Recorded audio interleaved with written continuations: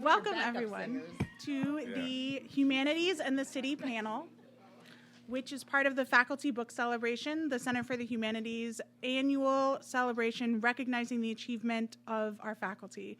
And Davarian Baldwin, who's with us today, will be speaking at 4 p.m. So before I introduce our fantastic panelists, I want to let you know that we are raffling off some wonderful copies of the Harlem Renaissance Puzzle. So if you find the fishbowl, you can enter your name for the raffle, and we will be doing that after the panel. And we have several copies of the puzzle, so you might get to leave with the prize at the end, which is unusual for an academic panel. So I'm Laura Perry. I'm the Assistant Director for Research and Public Engagement at the Center for the Humanities. And I'll briefly introduce our panelists before we jump in and get started.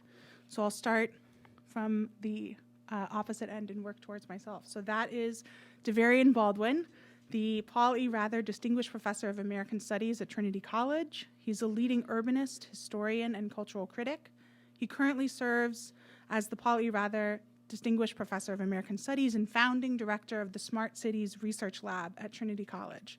He's the author of several books, most recently In the Shadow of the Ivory Tower, How Universities Are Plundering Our Cities, and he's the text author of The World of the Harlem Renaissance, a Jigsaw Puzzle.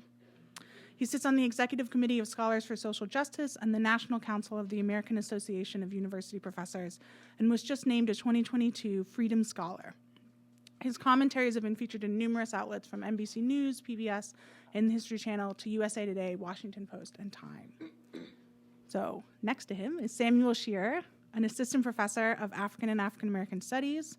Samuel Shearer's work focuses on the design, production, and destruction of urban space in African cities and how these processes inform popular politics and cultures across the continent. His current book project, tentatively titled The Kigali After, A New City for the End of the World, is about the politics of urban design, displacement, and the dual crises of capitalism and ecology in one of the fastest urbanizing cities in the world. And Shanti Parikh is the chair of African and African American Studies and a professor of Sociocultural Anthropology and of African and African American Studies. Her research focuses on the intersections of race, gender, sexuality, and capitalism, and the politics of state and global interventions that emerge to manage populations.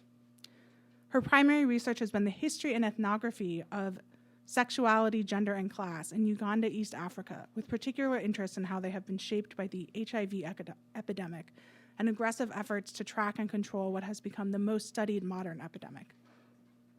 Since moving to St. Louis over 20 years ago, she has been actively involved in efforts toward racial, reproductive, and economic justice. One recent publication, At Ferguson, Still Here in the Afterlives of Black Death, Resistance, and Joy, is a collaboration between St. Louis activists, artists, and scholars responding to the events of the Ferguson protests. And right next to me, Geoff Ward, professor of African and African American Studies, is the director of WashU and Slavery Project, a university initiative based in the Center for the Study of Race, Ethnicity, and Equity, in partnership with the Consortium of Universities Studying Slavery. His scholarship examines histories and legacies of racialized violence and their reparative implications. He has served on the National Advisory Board for Monument Lab's National Monument Audit, and is a member of the Mayor's Commemorative Landscape Task Force in Clayton, Missouri, and the Reparative Justice Coalition of St. Louis, a network of volunteers working with equal justice to address legacies of racist violence in the region. And he is also the co-leader of Memory for the Future, happening right now, a reparative public humanities lab supported by the Redefining Doctoral Education Initiative of the Center for the Humanities. So thank you all for joining me, and I'm very excited to get this conversation started. So as you can probably all guess from the title of the panel, one thread that ties your work together is a concern with the city, global and local. So I'd love to hear from you all what the city's presence in your work is, as an idea, as a space, and we can also start with what is not a softball question, but what is your favorite city to research or to imagine, and why?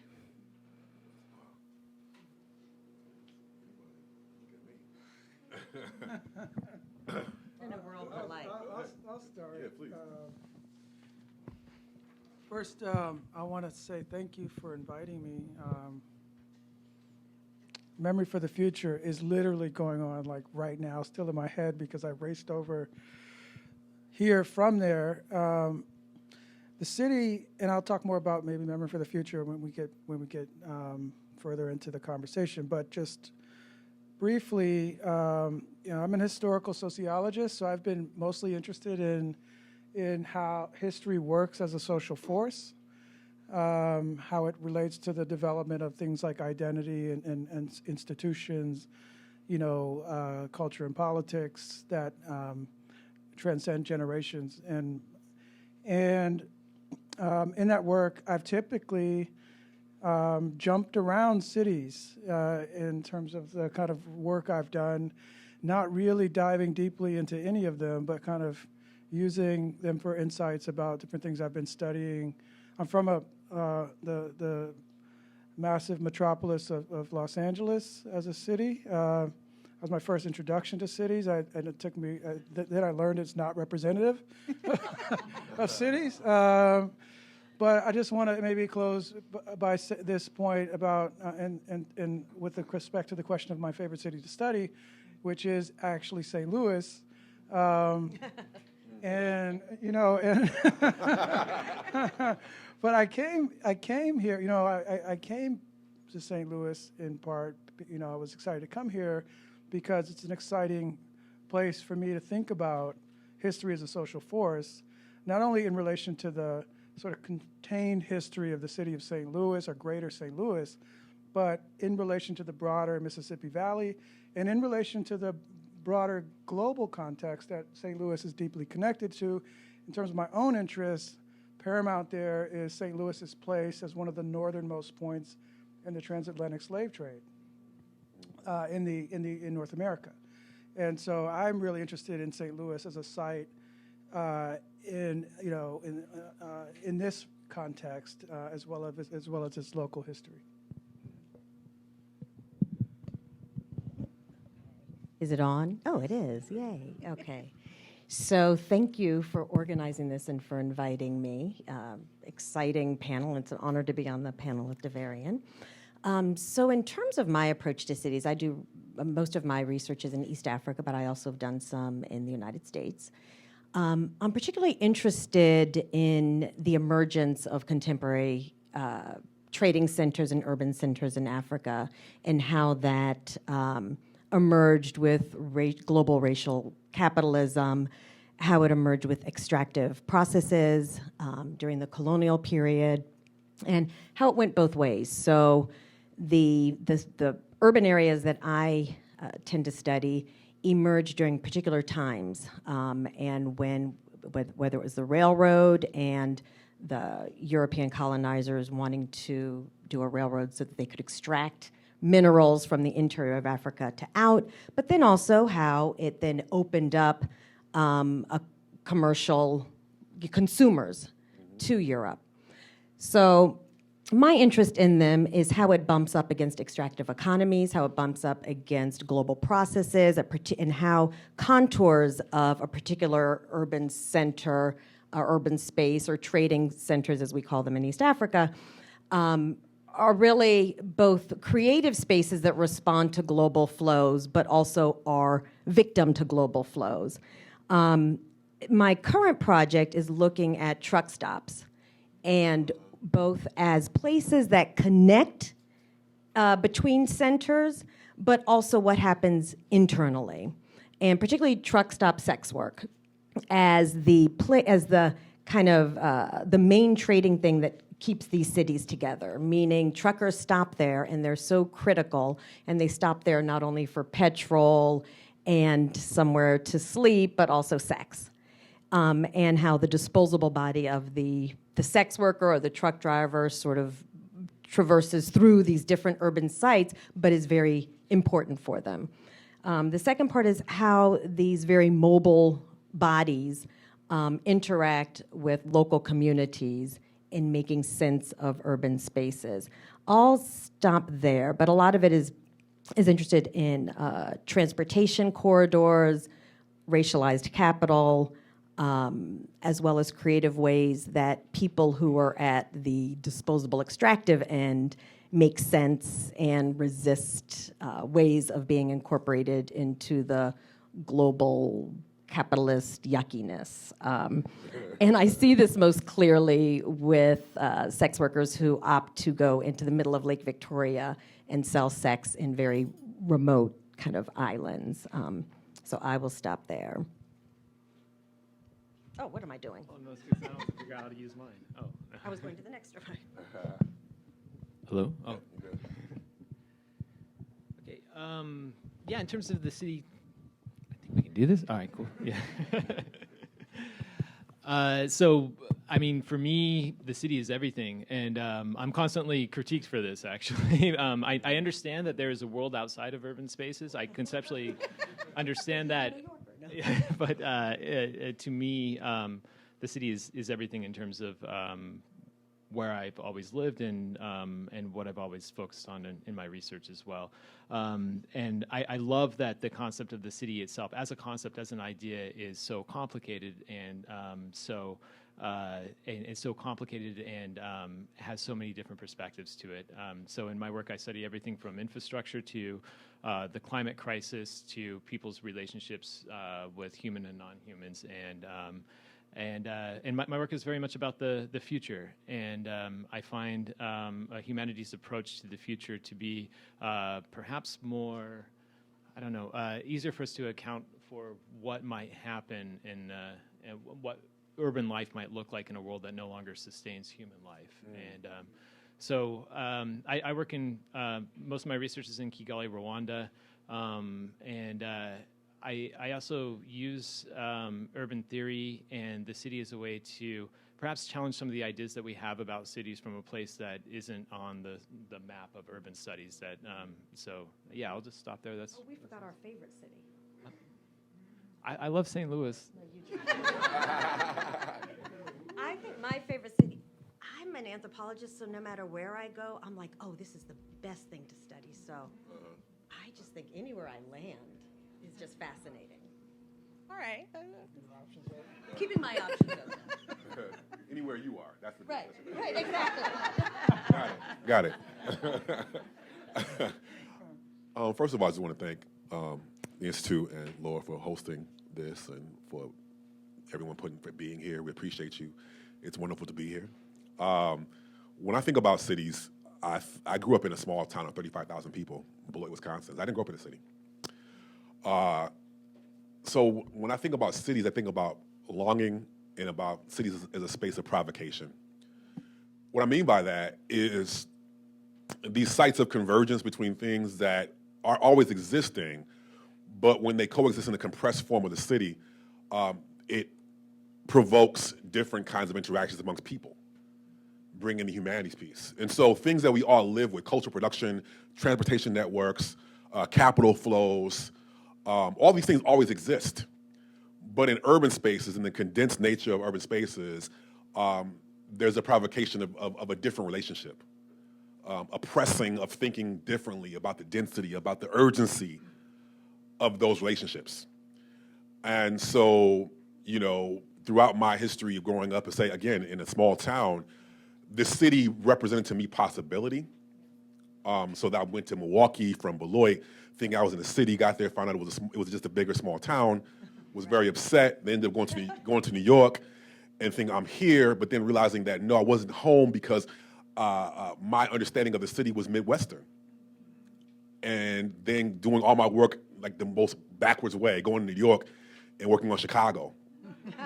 Right? Because I wanted to add, you know, like Andre 3000 at the Source Awards, like the Midwest has something to say. You might get that reference, you might not. But so it's always been this elusive thing for me, the city. Like even being in the middle of it, never quite being there.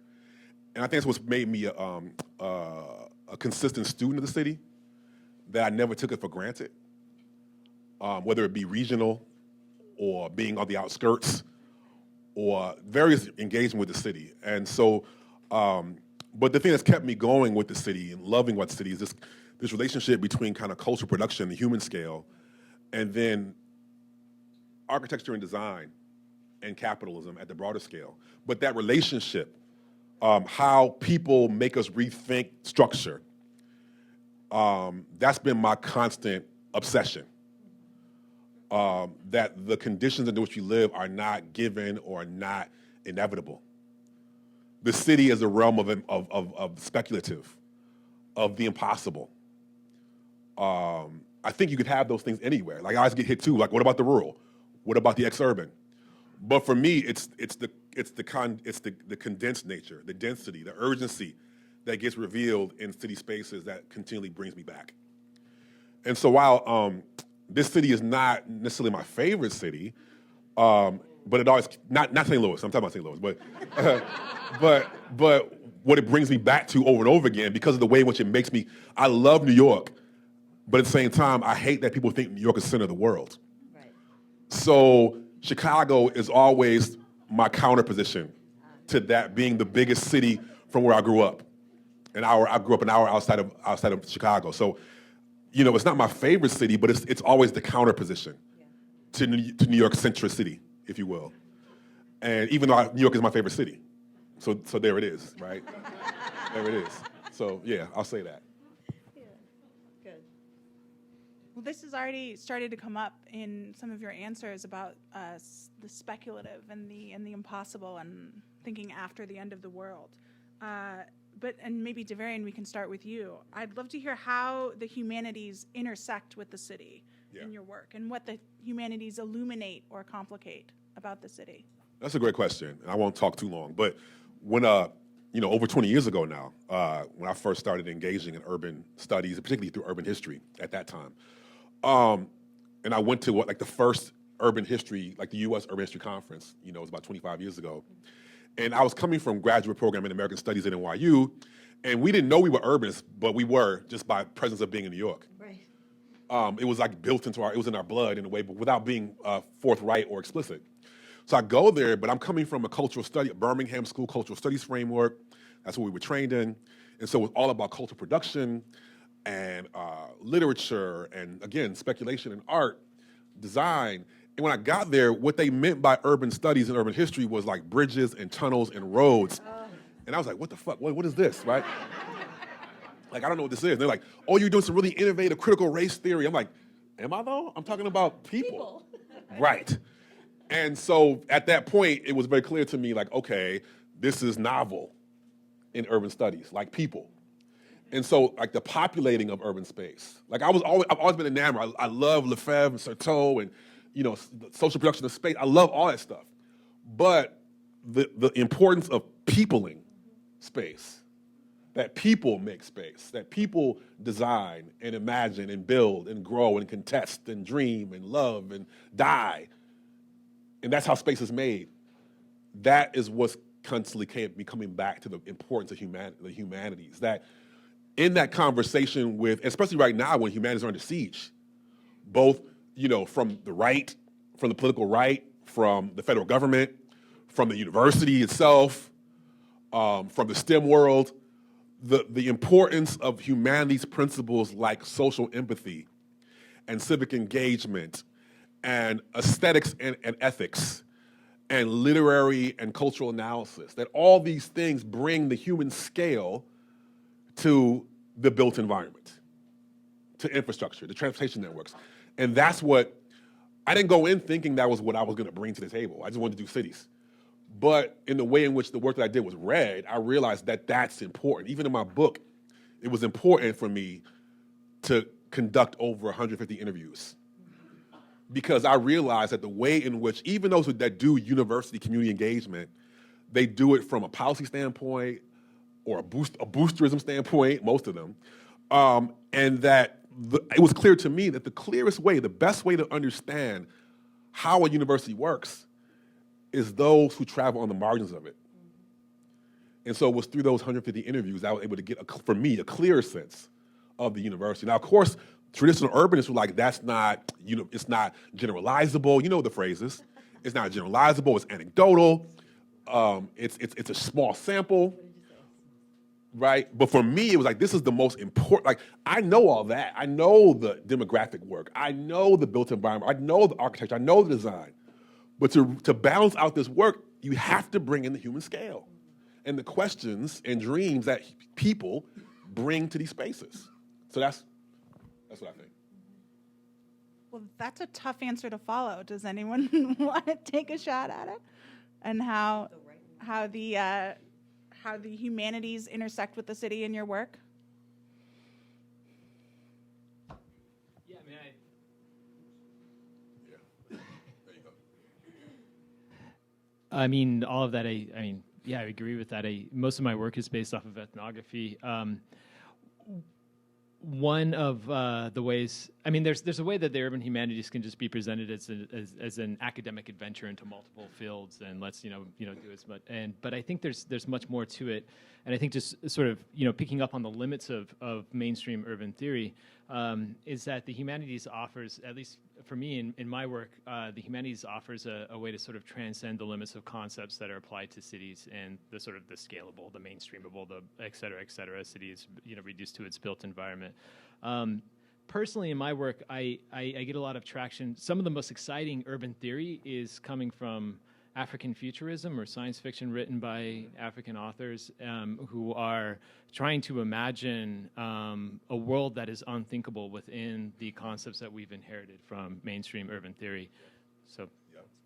that's all I got. I mean, I think the two of them answered it, but I think one of the things that I'll add is, and back to some of the theorists that you mentioned, I think for those of us who study urban places, really just the right to the city, and how people claim the right to the city, even though it's an old concept, is still so relevant for humanistic ways of thinking about the city.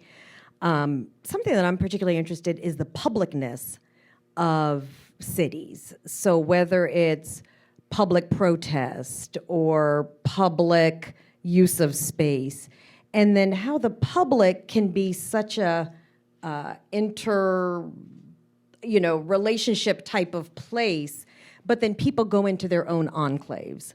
So I'm particularly interested in urban settings, placemaking as both something that brings people together. For anthropologists, there's this old article by Max Gluckman, who's an anthropologist, the bridge opening ceremony, where he uses it to talk about, and I don't even know if that's an urban place, but he uses it to talk about how this bridge opening brings together different people and brings together different things, and then people go back to their own. So I think there's something about the city that our imagination and our theories are unable to capture the dynamism of what the city is to produce and the generative nature. And that's why I love the idea of looking at Afrofuturism as the possibility, because I think we don't have the language and the ideas to grasp what it can be, what it is, but also how people experience it.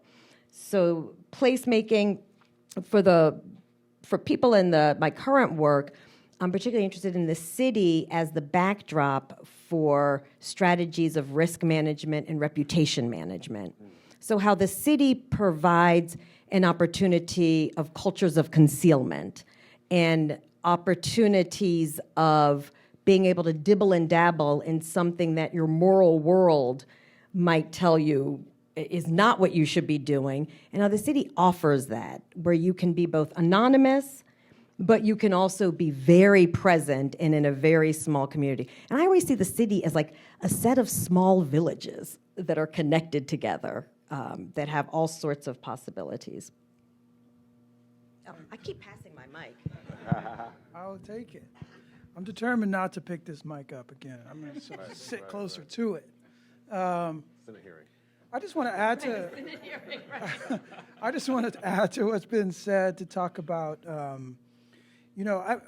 have a hard time with some of these labels, fields, and so I'm not an urbanist by training. I blame it on Montessori school. I have a hard time kind of seeing myself in relation to particular fields. I'm kind of an itinerant, scholar, but I've been deeply interested in cities. And the only thing I want to add is that in terms of the humanities interest, is I've become really interested in the sort of cities as stories. Cities tell stories about themselves, who they are, and often, these kind of representational dimensions of cities. And I'm interested in what those stories leave out, and how do you use methods in the humanities to introduce the counter narratives, to counter the erasures that are characteristics of these stories that cities like to tell about themselves. So that's led me to do a lot of work with mapping, for example.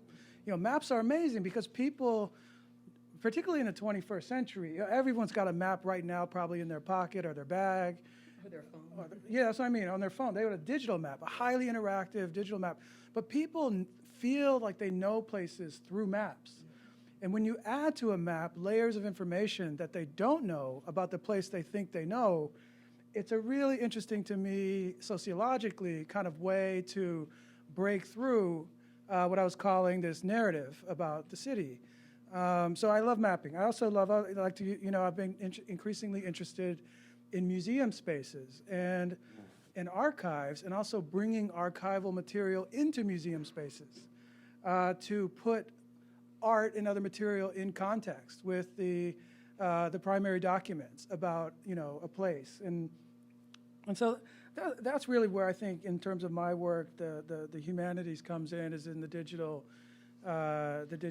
humanities and the sort of interventions in the forms of stories we tell about where we are and who we are. I just want to add to what Geoff just said, is that, like, I love maps as well. My entree into the cities and not even city, but city thinking, I would say, is through maps, like in the, 5th grade reading The Hobbit and that opening up that map at the end, right? Or like Narnia as a kid, or today, for me, when I'm writing about cities or writing in an urban way, I turn to police procedurals like Paco Ignacio Taibo, or to speculative fiction, or Chester Himes, or Paolo Bagliabucci, these amazing writers, because they offer a pathway to thinking. For me, these cities, talking about these small communities, these cities are projects in social justice for me, of like world building, like thinking about a different. So for me, cities are about these spaces to think about a different world in a more just and equitable way. They aren't always that. Let's be clear. Like, a lot of times they are not that. Sometimes, cities scare the shit out of me sometimes, right? Like, especially in like apocalyptic films and novels. But the possibility is also always there in a concentrated form. And so for me, it's always turning to those speculative fictional realms, the underbellies of cities, right? That's why I love noir and police procedurals, because in a concentrated form, in the same block, you can have the stated claims, and then you have the real lived reality on the same block, sometimes in the same apartment. And those things get mapped physically onto the space. And so there's a way in which ideas and principles and concepts get manifest physically that seem really real to me and rich in that humanities city convergence. So I add one thing to that. So in terms of the mapping, something that I find fascinating is how the map and the imaginary of the city space changes from day to night, and how not only is there a spatial and historical, but there is a temporal, and how the evening use of space, the old song, "The Freaks Come Out at Night." I remember when I was doing my research, a friend of mine who was from Uganda helped me with my research. I was like, and I finally said, "Are you talking about the song that we know in America?" He said, "Yeah." And so I did a project talking about mapping. I was doing a project, and I was really curious to see how the selling and buying of sex is perceived by women who sell sex and the men who buy sex. And so we had them do maps of what a daytime looks like and an evening looks like. And it was a very different, as we all can imagine, a very different perception than when I asked the local official. Right, they pointed out all of the industries and all of the this, but somebody else's economic livelihood and sense of belonging was structured very differently. And I think, Geoff, you're right. I mean, that's where maps become such powerful tools, is that's where it looks different depending. There are layers and layers, and depending on who you ask, what your map would look like. It's funny you mention that, because in my first book on Chicago, which focused on the black commercial district called the Stroll in the 1920s as a counterpoint to the Harlem Renaissance, the first chapter is called Mapping the Black Metropolis. and it's the coastal geography of that space. And the first half is the daytime stroll, and the second half is a nighttime stroll, precisely because all of the established, respectable businesses were underwritten by what we call the lottery, policy gambling, and sex work. That's what underwrote that economy. So the only way to represent that was taking a humanities approach to the city, to be able to reveal and represent that. It couldn't have been a straight geographical or a policy or architectural approach. It had to be a humanities approach. So just to confirm that. Yeah. You know, when they say how many people are a place, you can't count it. Right. Because they show up differently. Right. So yeah, it's dope. So it's clear from your conversation that you all have spent years thinking about the city and thinking about how cities move and change. And I'm curious, do you think about cities differently than you did when you first began your studies, or maybe than when you were reading The Hobbit or in Montessori school? What's changed in your understanding of the city as you've grown closer to it in your intellectual research? You know, I was thinking about the freaks come out at night. You know, one thing that changes over time, of course, is your relationship to place, and given your sort of circumstances of your own existence. And I was telling my 10-year-old the other night, he was like, why do I have to come home? Because he wants to play soccer like forever at the school down the street. He's like, why do I have to come home when the lights come on? And I was like, because the freaks come out at night. And I turned it on. And I turned it on, and I hadn't listened to it for a long time. Oh, really? Wow. It's a good song, but but the freaks they're talking about, anyway, it was this moment of like generational, like, but my dad, you're corny. They were confused, like, what freaks? What are you talking about? It's like, never mind, you'll understand later. Right. But my thinking about cities has really, I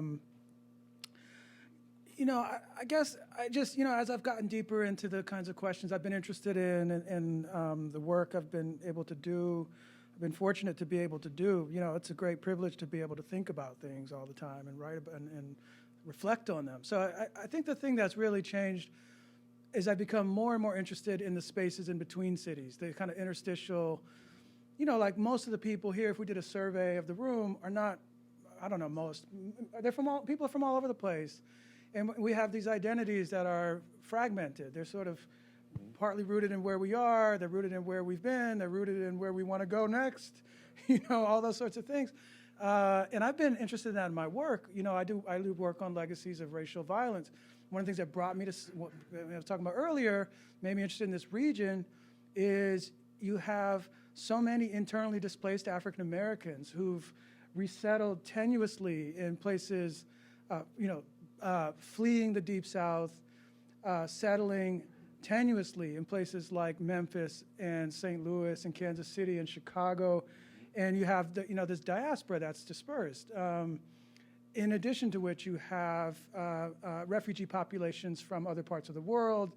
What happens when that all comes together in a place, and what does that look like over generations?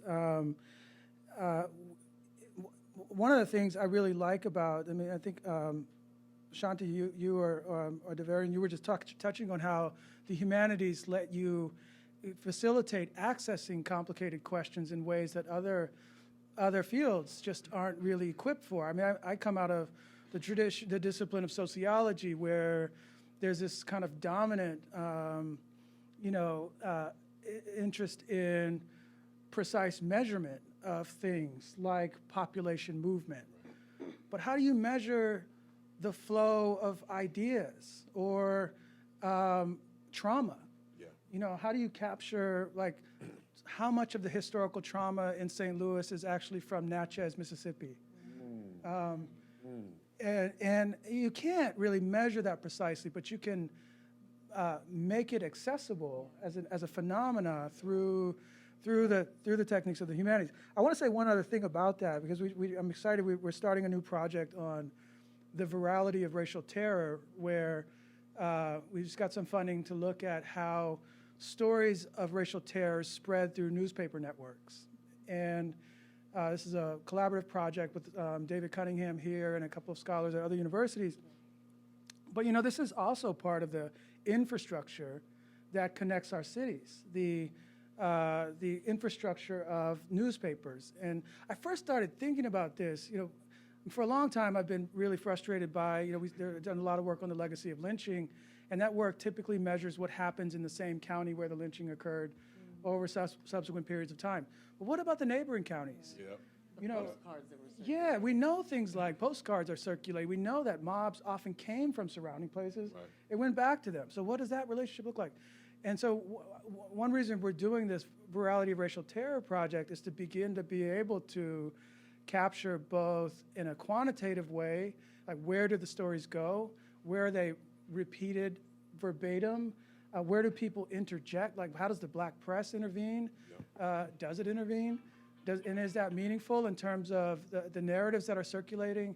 Do the changes in the narratives make a difference in terms of the pattern of racial terror we see unfold over time and space? So it's really, you know, what I've really appreciated in terms of the question about the changing thinking about the city is how bringing social science and humanities approaches together really makes it more possible to understand and also communicate what it is we're learning about these kinds of things. Yeah, so in terms of how my thinking of cities has changed over time, they are certainly much more complicated than when I was younger, you know, or than when I first started to think about them. So I think, one, the complexities of cities is what continues to fascinate me. And now I'm going to go to the dark side. So living in St. Louis, you can also see how cities become real extreme sites of oppression, and how the politics of the city serves a select few. And the very real but sanitized ways in which discourses get deployed to talk about who needs to be cleansed of places or who needs to be put in jail. So Kim Gardner, the city, what is her official title? Prosecutor. Right, they're trying to ask for her to resign because she's letting all the criminals out. So I love how cities become shaped by discourse, and how urban center is known, you know, the idea is that it's black. You know, what does the city center, or, you know, so for me, I think the way in which the city is imagined and is shaped by discourse that is deployed in a way that becomes neutral and starts to justify who has access to what, in the very deliberate process of creating certain sanctuary places that are sanitized and then putting other people other places. But that said, how people in those other places are reclaiming and making sense of it and fighting back. And I think that's why the Ferguson protest will always be, for many of us, still a powerful moment. The longest sustained public protest, even longer than in the 60s. So I think my notion of the city has become much more complicated. It also has become much more explosive in terms of what's possible. I think one thing I'm grappling with is how I think this is where Sam's idea of sort of looking at futurisms and text helps, because I think there's something with TikTok and WhatsApp that allows urban spaces to connect and transcend the local. So you can have people in Mombasa creating a urban center with people in St. Louis, but there's something about technology that is allowing us to imagine urban spaces existing not just within a geographic arena.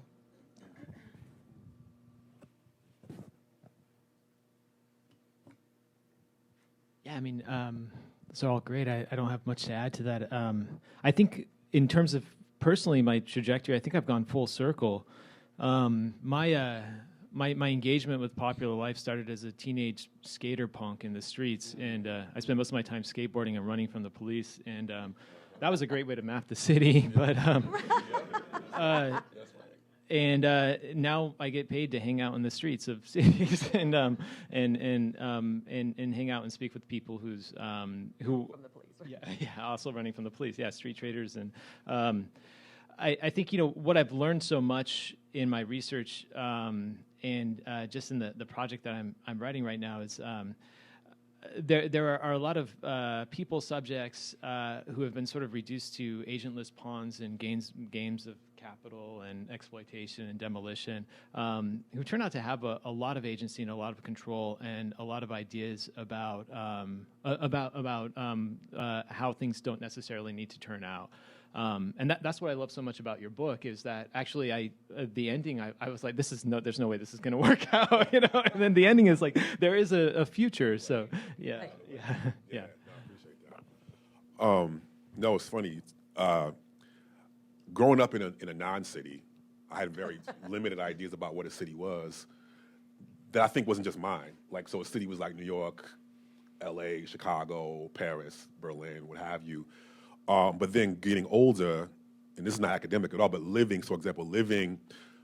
teaching at Boston College, but not being able to afford to live in the actual city of Boston, was a profound moment for me about, well, what am I seeking? I want to live anywhere else but in cities, but I'm in the city, but I'm not in the city. Right. What does it mean? And then things like Ferguson.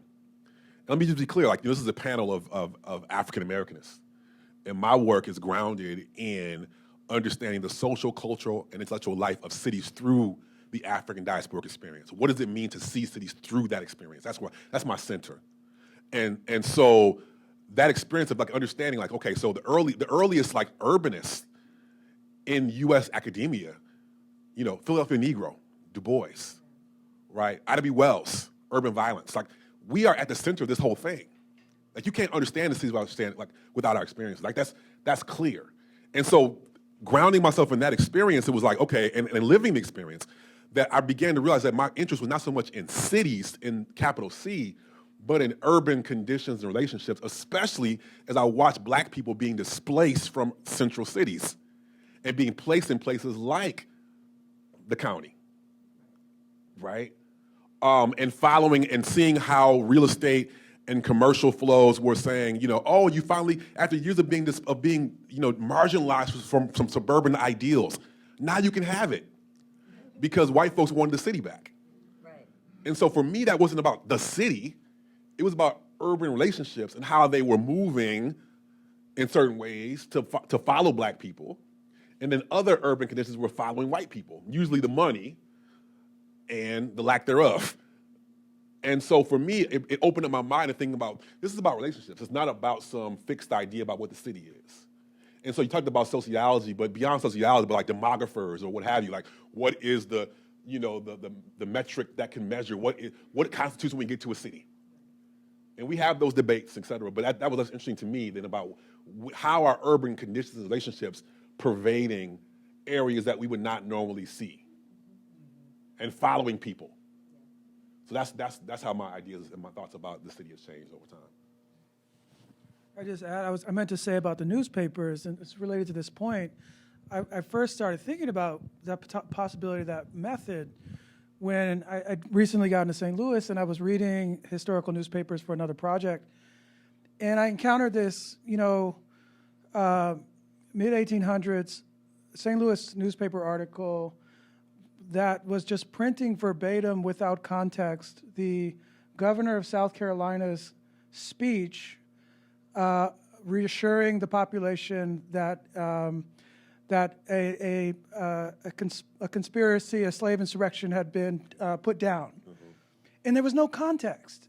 So it was as if the article was constructed as if it was meant to say to St. Louisans, white St. Louisans specifically, everything's under control, the rebellion has been put down. It was in Charleston. So where were we? Where were you when you were reading that article? Were you in St. Louis? Were you in Charleston? So that really got me thinking about this kind of newspaper network as a way that these places the boundaries that, like the demographers are like, no, this is the boundary. No, it's not. Yeah. It's not the boundary of Charleston. Actually, that day in that story went all the way, and how far? And we can map where it went using machine learning and other kinds of tools. And now it would go even further, Oh, yeah. right? With TikTok and Yeah, yeah, WhatsApp yeah, and Ted Turner, CNN. Now we're old, right? That is a fact. That is a fact. The freaks come out at night. Back to that, right? Right. That's right. Well, I could talk to you all for days, but I want to leave a tiny amount for audience questions. So I will just ask my last question to you because I want us to get to some of the provocations that are in Davarian Baldwin's book. So at one point, in The Shadow of the Ivory Tower, Baldwin cites NYU's president, himself quoting Daniel Patrick Moynihan, saying, "If you want to build a world-class city, build a great university and wait 200 years." Yeah. So does that statement ring true for you? No, it does not. Okay. I was using that quote as a critique of, Oh, yeah. because, and you know this, I know you know this, but like, this was like a booster, this was like totally boosterism 101 from a university professor president who was making the case to grow and build and to sidestep zoning and like democracy, like to create literally a private republic in the middle of New York. That was the design of John Sexton and others. And that was the quote to make the claim that, what does it mean for the university to be a city-state? Its own police force, its own healthcare system, its own land control, its own labor force. Like this is the quote you use to make that case. And we have to be careful. I think that you have similar language around here at WashU. Oh, yeah. Just to be real, keeping it 100, right? Like that's language that we see around here. There are administrators here that would hope to use that language. So we have to be careful about that. And that's why we got to bring the human scale back into the story because, in my mind, just to bring in some of my other work, like if you talk about New York City, it's not NYU that makes New York City. It's Harlem that makes New York City. It's Hell's Kitchen that makes New York City. It's Staten Island that makes New York City. It's Newark that makes New York City.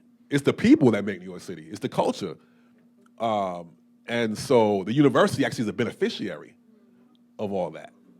When NYU sells itself to the world, it's selling the skyline. It's selling hip hop. It's selling all the things that people make in the city, on top of the tax breaks. Right. Just to keep it really real. There's also direct benefits from the people. And so for me, that's what this project on universities brought to. It wasn't even about the university; it's about the city. And what does it mean in kind of late capitalism for the university to be this site of not just knowledge production, but capital production, like the factory, the new factory, and the space that brings together ideas and people and capital and labor conditions, all these things in this, again, this concentrated space. That's obviously a recurring theme for me, like something that can be seen in a material way and picked apart. So that's what I say about that quote. No, definitely. And I think, this is where the humanities can offer so much, is the category of what's defining a world-class city, of course, is itself a carefully curated type of world-class city. It's one that we see on the diagrams where there are certain types of people and certain types of... So the whole idea of what the humanities can offer from it, it's a world-class depending on whose perspective. And it's whose world. And it's a very carefully curated...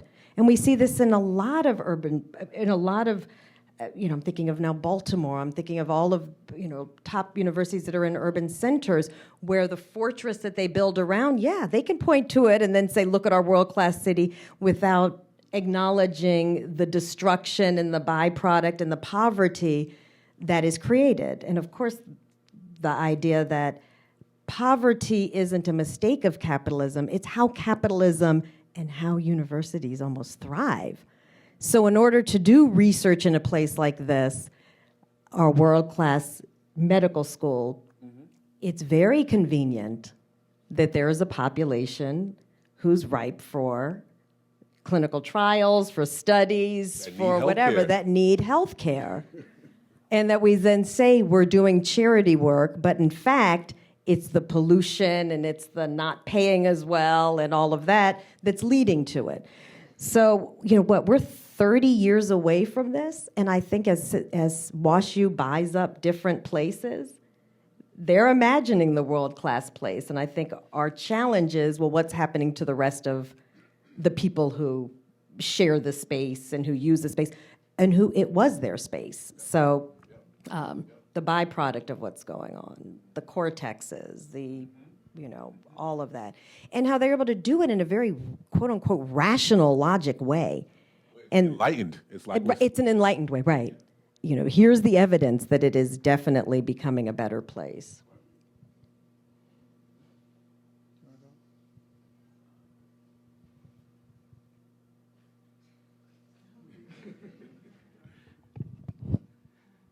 Yeah, I mean, I wonder who wants a world-class city. That's an interesting question. I mean, I'm apparently writing about a master plan for a world-class city when a architecture firm from Boulder, Colorado, and Singapore finds themselves in Central Africa. What could possibly go wrong? But it turns out that the definition of a world class is a city that's being sold to the world, and the world meaning not the people who live there, a visitor class of tourists and students, and then there's the other question. But the other question is what is a great university? And this is one of the things that I love so much about the end of your book, is that there is another definition of a great university. There's an alternative to a project that claims to have no alternative. And I mean, a great university would probably be a university that redistributes its surplus to the adjacent communities, would probably be a university that, as you said, has community, has community oversight, does not have armed police, and so there Pays a fair wage. Yeah, so there is a possibility, and there's a model. You talked a little bit about City College and CUNY system as well. There are other models for that. So, but the world-class city may not. A second to I just found the work really, really important, and it also made me think a lot about because I've been directing the WashU and Slavery Project for the past couple of years. We've been digging deeply into these institutional stories, and absolutely, the founding figures of this institution had these same narratives. But what I was thinking a lot about reading your book is the layers of the impact that are interactive in nature over time. And you touch on this a little bit in your book. You talk about universities grappling with their entanglement with slavery. But if we really dig into that, I think it becomes incredibly deep in terms of the ways that universities are not, I think your book is mostly about the kind of political and economic shadow. But if we also add to that the ways that universities are implicated in the cultural valuational realm, in creating the conditions for the denial of equal access to education and health and housing. These are the, universities through fields like philosophy and art and sociology. Think about all the Latin inscriptions around our campus and all of the ways that universities were instrumental in the rationalization of slavery and in rationalizing the abandonment of Reconstruction. Yeah. And in setting the stage for things like redlining and urban renewal in the other departments. These are kind of interdisciplinary projects. I think of these all under the kind of umbrella of the inhumanities of the university, which we also should bring into this, and as we think about what repair looks like. And this is, I think, this is also a way to hold our ground on the humanities. Right. Say to the universities, no, we're not going to leave the humanities now after you've milked it for your inhumane agenda. Right. We need the humanities to do the reparative work in human communities. We can't, data science won't get us there alone, and because, what I want to just end on this point, the inhumanities of the university are instrumental. I mean, they're at the top of the list of things that shaped the moral, the political, the economic logic of racial capitalism. Yep. And then the university was there to cash in on the logic of racial capitalism, and and so I think this is a really important intervention, and if we pan out to include the humanities as a part of this story, I think it really provides a sense of both the depth of the problem, but also some sense of the opportunities we have, through the full expanse of the university to make meaningful interventions. I just want to say that's a really great point. And I think that when we write books, we all make choices, right? And we can't do everything. But so in my political, academic, both side of the story, it's funny that you pointed out what you pointed out about the humanities contribution and the things that I'm writing another book about sociology, about their role in urban renewal and redlining. That's my part of that story. But in this book, I felt like this is the path of education as a solution is the path that higher education wants to take. Mm-hmm. So in the face of acknowledging their role in slavery or what have you, okay, we'll open up our institution for some more scholarship programs, or we'll do some tutoring outreach, or we'll do some turkey giveaways, or we'll have a dance class. And I was just so pissed off, Or community service. right, by that approach. I was like, wait a minute, you wanna confine your conversation about repair to education while you're a landowner and you're a healthcare baron and you are a policing agent in these cities, and you wanna confine your impact and your solution to education. I'm sick of that. I wanna go to the political economy side and go hard. Mm-hmm. But there is something to say about the humanities role, even in that. The question about ethics and aesthetics, about the good, what was right, what's just, what's beautiful, what is possible. The humanities has a role even to play in that on the political economy side, as you pointed out. And I think it's really important to point out. I appreciate that observation, that conversation. I think it's important. But in my small moment, I was like, we need to get this political economy stuff right first, because we ain't talking about that at all. What I call the myth of the schoolhouse, that we just teach classes and conduct peer research, so then our solution is just in those areas. That was a big problem for me, So so thank you. Yeah, where they choose to intervene. Right. And it is in education. I think what's always so frustrating about universities, I mean, WashU is always going to be one of the biggest players around the table when it comes to decision making and things like that, and that it just doesn't do the right thing. So when it came to policing reform, or when it came to the Roe v. Wade being overturned, they just don't step to the table with the quote unquote great research that we do, and they're not willing to be honest and say the research shows this is a bad policy, or the research shows this is a good policy, and we're not willing to do it. The one time WashU was willing to make a controversial or make a statement about something that was controversial was the embryonic stem cell. Do you remember that? So the people who were anti-choice, who were against all that, were like, oh, this sucks, we have to stop doing it. WashU stepped up because the med school makes a lot of money from embryonic stem cell research. But they weren't willing to do the same for Roe v. Wade. And research shows, so they could have used the same logic. So what's frustrating is they decide when they're going to speak. And it's frustrating how often they're silent about things that they know is right and that should be done, but they can choose to be silent. And they can just choose to sit back because they're afraid of offending big donors. Shanti, you say surprising, but you've already said it all day. It's not surprising at all that it's following a profit orientation, right, which is the new design. And by a non-for-profit organization that doesn't pay. Right.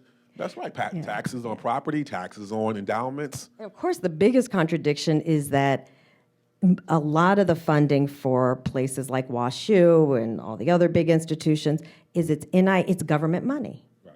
So even though they have non-for-profit status, even though they say they're private universities, a lot of the money is our taxpayer dollars that goes to funding it. This is why I'm always leery when people talk about the corporatization of the university. The suggestion that the university has been was once pure, has been corrupted by corporate logic. No, it's more complicated than that. What's happened is that the university has realized it can use its nonprofit status to extract and benefit from its status within the capitalist model. That its nonprofit status can actually generate wealth because it's a nonprofit. It can host profit-seeking science and pharmaceutical companies and laboratories and become a tax shelter because it's a nonprofit. It's not adopting a corporate logic. It's leaning into its nonprofit status for corporate purposes. That's a different thing. I know that might be because they're academic, but I think it's a really important distinction that in the current era of late capitalism, nonprofit status has actually become a function to extract wealth. That the glittering glass and steel towers or the brick and stone rehabs and redos, that's all being underwritten through public money. Public money that would normally go to public schools. Roads and bridges, you look over the Del Mar Divide and say, I wonder why that neighborhood looks like that, right? It's connected to the profits and wealth that's hoarded on these campuses and other nonprofits. There's a direct relationship. For you Latin Americans, we talk about dependency theory, right? This idea that there's an evolutionary model that where success washes over time versus the idea that, no, there's a dependency between these two things. One is predicated on the other. That same model can be applied right here in this city, in many cities. That the very prosperity seated here is tied to the wealth that's being extracted from the surrounding communities. So we need to be clear about that. Well, I was going to say, I'm going to guess that we're going to hear more about this at 4 p.m. Sorry, yes, I'm getting ahead of myself. So I want to take this save. chance to thank all of you for this incredible panel and open it up for just one or two audience questions if there are any questions out there in the audience. I will hand you the microphone. Oh, yeah. Hi, so I was wondering if you could talk, and I don't know if you'll have an answer to this because things move so fast and so recent, but something I struggle with a lot is the role of like social media, like you talked about WhatsApp and TikTok, at both connecting people and dividing people, right? And you talked, I'm wondering if you'd elaborate that on like a urban theory perspective, right? Because one of my biggest struggles is that at the same time as having the power to start social movements and connect people, i.e. see like how essential it was to getting attention during Ferguson, right? It's also like played a big role in like getting Trump elected or like just rise in fascism globally or wrapping the world around with like these new infrastructures that to get them installed only takes 5 people to raise their hand in some room in Silicon Valley, right? It's so weird that it can do both these things simultaneously. And I was wondering if your urban perspectives can shine in, if you have any comment or thoughts about it. You're the guest here. You take that one. I would just say that, when we look at something like Ferguson or Arab Spring, the way we tell the stories in a tech-centric world is that those uprisings happened because the phone was there. And we lose out is the fact that that happened because somebody's hand was connected to the phone and made a decision to stay when Mike Brown's body laid there for hours to bear witness, which is a very human. So I wouldn't say the urban side doesn't add in, but the humanity side adds a lot to that story. That technology is only as good as the degree to which the people that are holding it, that are shaping it, that are molding it. And that's one thing that I would say is really vital for us to continue to remember that. I call my lab the Smart Cities Lab on purpose because the claim about smart cities is that infrastructure can take care of itself, that technology can be a self-generating governing structure for cities. And I'm like, no, the smartest city is a city that develops without displacement. You gotta have you gotta have people. You can't lose sight of the human scale. So that's my clapback to the smart cities language because you gotta have people, you gotta have a human understanding. So that would be my, that I have a great colleague at Stanford now, Forrest Stewart, who does work on gangs in Chicago and their use of social media and how what happens to social media bleeds over into the real world in a very dangerous way. But the underlying point here is that this doesn't happen. The underside of social media is that it curates conversations. Algorithms are made by people to slice out pieces of life and then to present them as if they're whole. You need humanities to reopen the conversation to show how this very slice that's been curated is a selection. And so that's what I would say, that we got to lean further into the humanities side to fight back against that curation, that selection, that isolation of experience to suggest that it represents everything. Yeah. Other audience questions? Oh, sure. Yes, I will hand you the microphone. From online, speaking of. We are streaming online. So our question from online is, how important are cultural institutions to cities? Great. That's your world. I think they're vital, and they're vital for a lot of reasons. One is because in this, particularly the divided moment we're in, and widespread distrust, cultural institutions are one of the few institutions, particularly museums, that enjoy some significant levels of public trust. So I think that there are a place where you can engage in meaningful, public educational endeavors around some of these kinds of questions. Like, what would an exhibit look like on the university's plundering of cities? Mm-hmm. For people who aren't going to read this scholarly work, that's a way into that conversation. I just also want to take this as an opportunity to talk about, some of the ways we have to deal with the Michael Rothberg calls the historical debris, we inherit in our cities. I mean, we, for the most part, not directly responsible for the decisions that have shaped our university historically, have shaped our city, but what do we do with it? And one thing I think about in that context relates to cultural institutions. I see Nadia here from the libraries.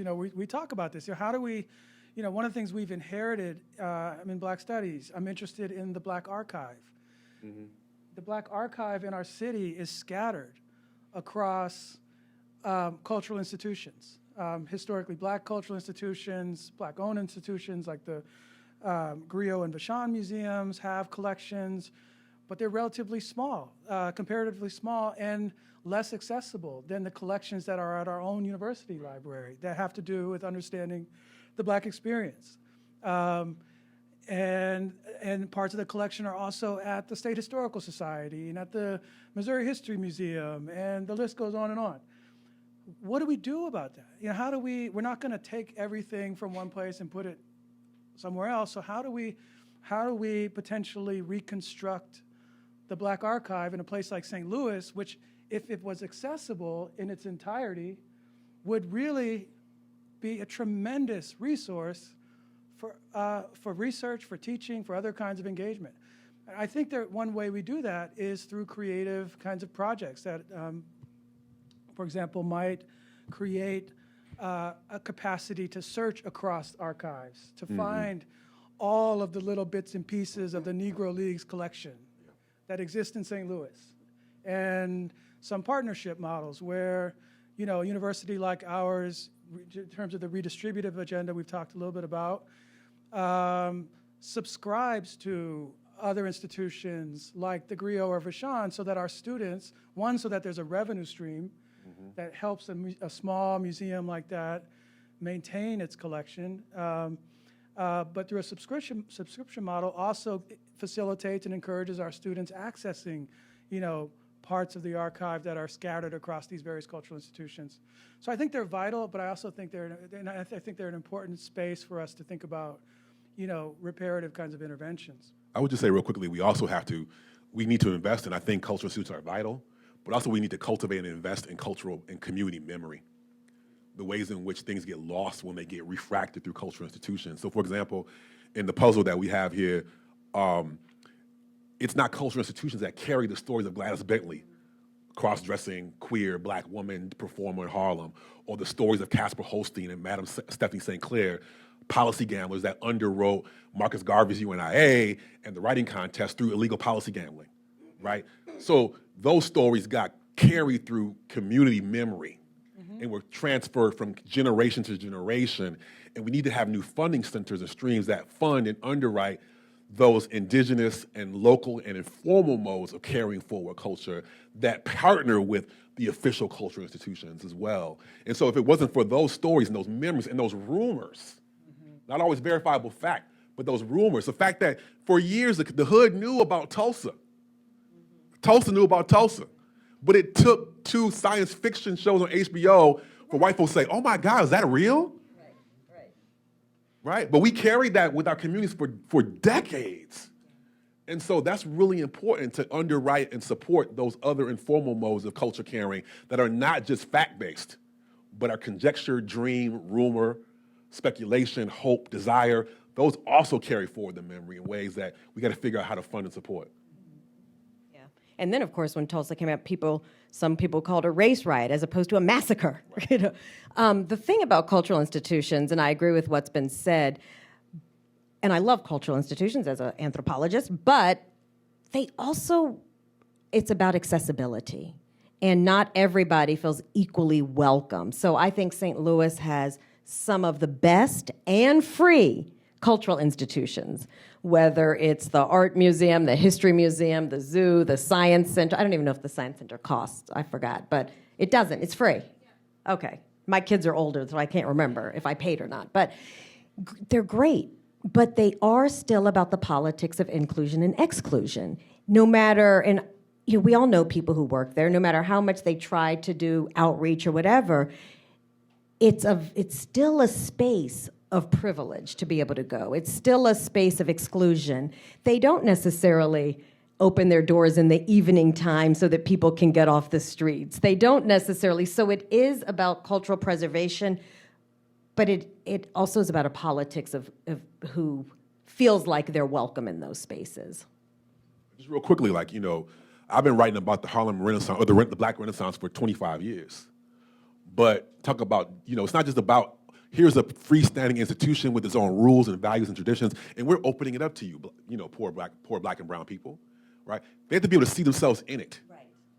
And so, for example, doing this puzzle, that's a puzzle versus a book, this is gonna get more access than anything I've ever written. Okay. Not just because, number one, because it includes stories that are not normally included, but because it's a puzzle. And that realm of engagement needs to be transferred to our cultural institutions as well. It's not just about opening the doors. It's about integrating the life that you want to be in that space. That we have to acknowledge the way in which institutions have been designed were designed to meet the needs and the cultural values of the people that still come there. So surprise, surprise, they're the ones that feel welcome and they always want to come there. If you want to change the demographic, change the infrastructure, change the values, change the outreach, change the languages, change the mediums of communication. So, yeah. Can I just say, I'm sorry, but I just have to ask, did you put that on your CV? The puzzle? Well, I cannot, tenured, endowed, chair, all that but good I'm stuff, saying whatever. Because, I don't care anymore. Because it's related to your point about the values. Yeah. Yeah. I mean, as someone who is senior now, I am now advocating that those things should count. Where does that go in a CV? Creative practices? Creative practice, public writing, public-facing scholarship. Yeah. But that's the whole point. Is to now, in our positions of privilege of being tenured, most of us, coming soon, right?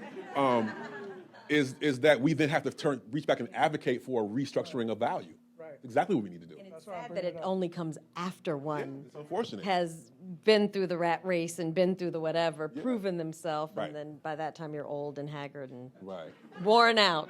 Right. I mean, it's a shame being a member of AUP, the faculty that are the least active are the ones that have tenure. It's the ones that see the stakes and the cost of the conditions that are actually vulnerable are the ones that are the most invested. That's sad. Yeah. The whole point of being here was so that we could use our privilege and power to do different. But then they discipline them. Yeah. You didn't take my segue, Geoff. I'm still going to make the segue. Speaking of getting some puzzle action, I am delighted to say that we have several puzzles to raffle off. Alicia, how many exactly? 9? Wow, we have an abundance of puzzles to raffle off. So, Davarian, would you do the honors of choosing people's names from our fishbowl? Yeah, no problem. And we need to put it up on the screen. Sir, open this up. Oh. And so, wow. So I, just to give Davarian a shout out, he wrote the text included with the puzzle. And you can see, as he noted before this panel began, there's a lot of purple in the puzzle. So it's going to be a challenging one. Okay, so Anika, Walkie. Annika. Annika. That's my colleague with the. Okay, sorry. All right, excellent. Yes.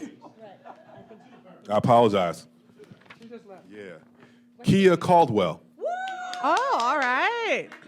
Okay, Where is she? we'll save it for her. Leave. Emma Garfinkel. I know. Okay. Okay, but somebody's going to take it for her. Yeah. No, just because you're not here doesn't mean you don't win the raffle. We're gonna. Nadia G. Oh, you You can see it. You can see it, right? You can see. She's like. I know, she was like this. Take this one. It's like it's The Price is Right. Okay. I name it 9 times too. She's from Chicago. Yes. Vote Okay. often. Esther Kurtz. Woo! 2, 3, 4, 5. Okay. Four more. Congratulations, Esther. Shelley. First, like Madonna, like Prince. Shelley. All right. Yeah. Well, thank you all so much for coming and for sticking with us as we ran over a little long because this is a tremendous panel of people. And All right. Excellent. Heather Berg. and I hope you will all be joining us at 4 p.m. where we will continue this fantastic conversation about what it means to be a university in a city. Yes. So Thank you. join me in applauding these panelists. Okay.